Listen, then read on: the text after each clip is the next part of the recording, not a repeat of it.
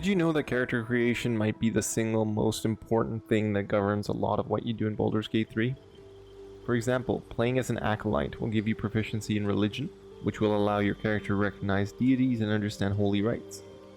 And that your religion skill is governed by your ability score in intelligence? If not, you're in the right place. So sit back, relax, and get ready to learn the ins and outs of character creation in Baldur's Gate 3. When you start a new game, you will create your character in the character creation screen right here. As you can see, right now we've got this character named Tav, and we've got the High Elf race and the Barbarian class. There are a total of 14 backgrounds in the full release of the game. In early access, there's 3 less, there's 11. These are Acolyte, Charlatan, Criminal, Entertainer, Folk Hero, Guild Artisan. In the full release, there will also be the Haunted one, the Hermit, then we got the Noble, the Outlander, the Sage, the Soldier, and in the full release there will be Sailor before Urchin. Now, what do these backgrounds do? Well, they do one simple thing and one simple thing alone. They give you, let's start with Acolyte here. They give you the background of what this background means for your character, as well as background features, which give you proficiencies. And each one of these backgrounds is going to give you 2 different proficiencies. And we'll start going into them right now. So first we've got the Acolyte. You have spent your life in service to a temple, learning sacred rites and providing sacrifices to the god or gods you worship. Serving the gods and discovering their sacred works will guide you to greatness. So what does being an Acolyte give you? Well, it gives you insight proficiency. What does that mean? Well, what that means is it allows you to read people and situations. For example, mannerisms and body language, as well as detect lies, figure out the true intentions of creatures, be they humanoid or not. You also gain the religion proficiency, and it allows you to recognize deities and understand holy rites. The other thing that you want to keep in mind with respect to these background features is they're not just standalone. They're affected by other things, namely your abilities. These abilities right here. Based on the character that we have right now, right here, we've got 15 strength, 15 dex, 14 constitution, 9 intelligence, 12 wisdom, and 10 charisma. So what does insight proficiency mean? Well, insight is a wisdom skill, so that means it's going to be affected by my wisdom. And insight gives me +2, and then I get +1 from wisdom. That gives me +3 to insight. For the religion proficiency, it's governed by intelligence. And as you can see here, intelligence right now is giving me a -1. So this proficiency is giving me a +2. Therefore, my religion is only a +1 because I've got this -1 from intelligence. Next up, we've got Charlatan. You are an expert in manipulation, prone to exaggeration, and more than happy to profit from it. Bending the truth and turning lies against each other will lead to greater success down the road. So for Charlatan, you get Deception and Sleight of Hand. And Deception is governed by Charisma. As you can see, Charisma is a 10 here, so our Deception is going to be a +2. Because we're getting 0 +2 ability checks from our abilities. And then we've got Sleight of Hand, which is a dexterity-based skill. And our dexterity is 15, so it gives us +2, which means our Sleight of Hand, in this case, is going to be +4. Then we move on to Criminal. Oh, right. Sorry. Before we move on. Deception, what it does is it allows you to lie and cheat and manipulate the truth. And for the Sleight of Hand, it allows you to wield nimble fingers and steal stuff. So you can do things like pick locks, pick pockets, and disarm traps. For Criminal, you have a history of breaking the law and survive by leveraging less than legal connections. Profiting from criminal enterprise will lead to greater opportunities in the future. So you also get Deception, but you also get Stealth. Once again, Deception is a Charisma-based skill, and Charisma is giving us +0, so Deception is going to be +2 here. And Stealth is a dexterity-based skill, and from before, Deception allows you to lie and cheat and manipulate the truth, and Stealth is something that allows you to stay out of sight and melt into the shadows. It helps you stay hidden from enemies and from NPCs. So for stealth, it's based on dexterity. So our dexterity is 15, which gives us +2 to ability checks, and we get plus. So basically, for stealth, we get +4. And moving on, entertainer. You live to sway and subvert your audience, engaging common crowds and high society alike, preserving art, and bringing joy to the hapless and downtrodden heightens your charismatic aura. So for the entertainer, you get acrobatics proficiency and performance proficiency. Acrobatics is a dexterity skill. It allows you to keep your balance and land on your feet, and basically allows you to not get shoved. And then for performance, it is a charisma skill. It allows you to entertain audiences and command the stage. So basically things like getting better deals on wares and selling at better prices to vendors. So acrobatics is a dexterity. We get +2. So acrobatics is going to be +4. Performance is based on wisdom, which is a +1. So we'll have 3 to performance. What? Oh, charisma. A +0, so +2. Next, we have folk hero. Folk hero. You're the champion of the common people, challenging tyrants and monsters to protect the helpless. Saving innocents in imminent danger will make your legend grow. With the folk hero, you get animal handling proficiency and survival proficiency.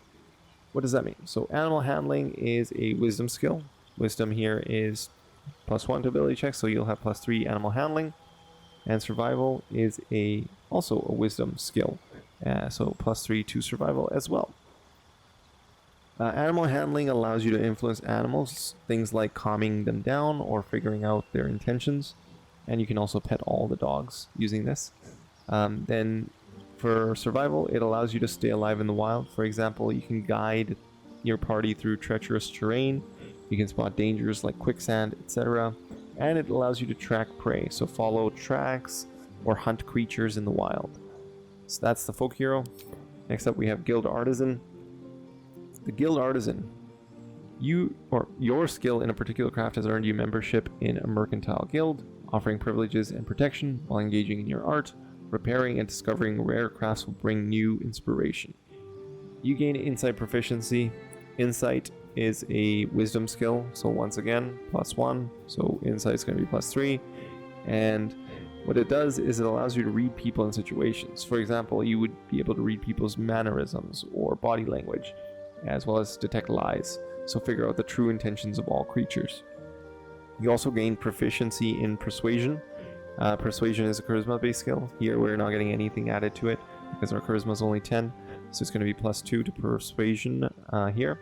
And persuasion, it basically allows you to charm and coax or cajole creatures. Then we've got the haunted one, which is not in early access, so I can't really show you what it is because I don't know what it is. And no one really knows what this background will give you yet. But if I had to wager a guess, this is likely something more tailored toward the Dark Urge. So likely providing proficiencies in intimidation and deception. But we'll find out once the full release comes on August 3rd. I'll create a short on the haunted one at that point and any other that are not in here yet for backgrounds. For example, the next one, which is Hermit, we still don't know what's going to be in there. If I had to guess, I would say something like religion, maybe medicine. Hermits in D&D usually know a lot about herbs and religion, so that's my guess. But we'll find out when the full game releases. Next up, we've got Noble. You were raised in a family among the social elite, accustomed to the power and privilege. Accumulating renown, power, and loyalty will raise your status. So you get history proficiency, which is a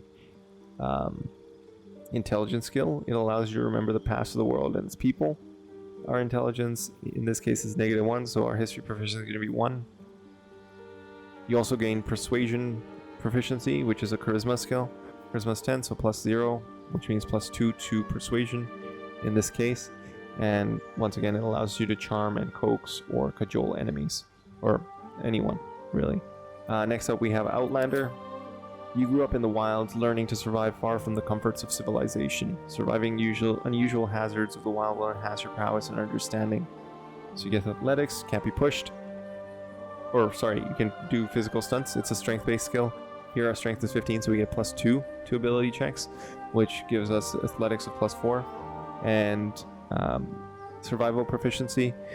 Survival proficiency is survival, which is a wisdom skill, and You can become a guide, like I said before, treacherous terrain, track and hunt creatures, and find dangers like quicksand and so on. And survival +3, because here it's a wisdom skill, and wisdom gives us +1 to ability checks. After Outlander, we've got the Sage. The Sage, you are curious and well-read with an unending thirst for knowledge. Learning about rare lore of the world will inspire you to put this knowledge to greater purpose. You get Arcana and History proficiency here. Both of these are intelligence-based skills. For Arcana, you recognize magic and interact with enchanted items, so you'll be able to find more enchanted items if they drop. And for History, you will it allows you to remember the past of the world and its people. So in this case, our intelligence is pretty low, so -1, so we only get 1 and 1 to Arcana and History. And then we've got the Soldier. You are trained in battlefield tactics and combat, having served in a militia, mercenary company, or officer corps. Show smart tactics and bravery on the battlefield to enhance your prowess, athletics proficiency, and intimidation. So athletics, strength skill, allows you to stay fit and perform physical stunts. With this, we're going to get +2 to it, so 4 to athletics, and intimidation, which is a charisma skill, so we get +2 because we don't get anything added to it. Where's charisma or intimidation? Sorry. So what intimidation does is it allows you to bully and threaten and induce fear. The next class, which is going to be in the full release, is going to be the Sailor. Another background that's not in the game yet, but will be available at full launch. For this one, I would guess athletics again, because being on a ship, chances are you would need to be able to perform some feats to stay on your feet. No pun intended.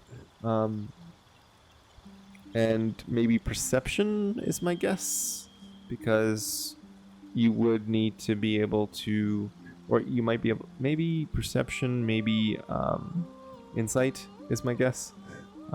Insight probably more so than perception, or yeah, that's my guess. But anyways, that's my guess for those skills for sailors. And the final background we have is the Urchin. After surviving a poor and bleak childhood, you know how to make the most of the very little. Using your street smarts bolsters your spirit for the journey ahead. So you get sleight of hand and stealth. Sleight of hand and stealth are both dexterity skills. Sleight of hand allows you to pick locks, pick pockets, and disarm traps, and stealth allows you to stay hidden from enemies and NPCs. In this case, because our dexterity is pretty high, we're going to get +4 to each. There it is. And that is the background. So, what have we learned about the background so far? Well, or what have we learned about character creation so far? Already, and I'm gonna try to put this as plainly as I can. What have we learned? We've learned that each background gives you proficiencies in 2 particular skills, and these skills are governed by the ability scores of the 6 different abilities that exist in the game. Let me repeat that.